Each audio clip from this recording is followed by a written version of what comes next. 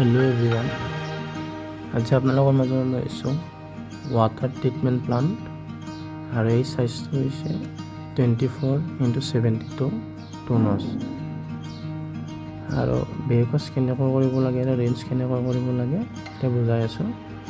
First আপোনাৰ হেণ্ডেলটো সোমাই পিনে বেগছত দিব, বেগছত লাহে লাহে দিব কাৰণ ওপৰৰ পৰা প্ৰেছাৰ আছে। যেতিয়া এয়াৰটো ওলাই যায় তেতিয়া ফ্ৰী হৈ যায় আৰু আপোনাৰ এইটো হেণ্ডেলটো সোমাই পিনে বেগছত লগাই দিব। বেগছত সোমাই দি এই ভালটো লাহে লাহে খুলি দিব। লাহে লাহে খুলি দিলে যেতিয়া ওপৰৰ পৰা পানীটো আহি পিনে ফৰ্চত বেগ ৱাছ হ'ব। লাহে লাহে এডজাষ্ট কৰি ভালটো ঘূৰাই দিব। বেগ ৱাছ হৈ গ'ল, তাৰপিছত আকৌ ভালটো বন্ধ কৰি পিনে হেণ্ডেলটো সোমাই ৰেঞ্চত দি দিব। আকৌ লাহে লাহে ভালটো খুলি দিব। বেগ ৱাছ ৰিঞ্চ, বেগ ৱাছ ৰিঞ্চ হৈ যোৱাৰ পিছত আকৌ বন্ধ কৰি দিব। সেইটো আপুনি ফিল্টাৰত ৰাখি দিব। ফিল্টাৰৰ ছেকেণ্ড ফিল্টাৰটো আপুনি চেম প্ৰচেছত কৰিব লাগিব। এইটো হেণ্ডেলটো ঘূৰাই পিনে বেগ ৱাছত লগাই দিব। বেগ ৱাছত লগাই দি পিনে ভালটো লাহে লাহে খুলি দিব। খুলি দিলে আপোনাৰ বেগ ৱাছৰ লাইনেদি আপোনাৰ ড্ৰেইনত পানীবোৰ লেতেৰা পানীবোৰ গৈ থাকিব।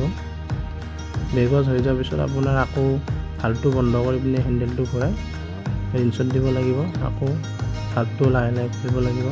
বেগ ৱাছ ৰেঞ্চ হৈ গ'ল, আকৌ লাহে লাহে ভালটো বন্ধ কৰি পিনে হেণ্ডেলটো সোমাই ফিল্টাৰত দি দিব। ফিল্টাৰত দি পিনে আকৌ ভালটো লাহে লাহে খুলি দিব। খুলি দি তেতিয়া আপোনালোকে লাহে লাহে এডজাষ্ট কৰি খুলি দিব।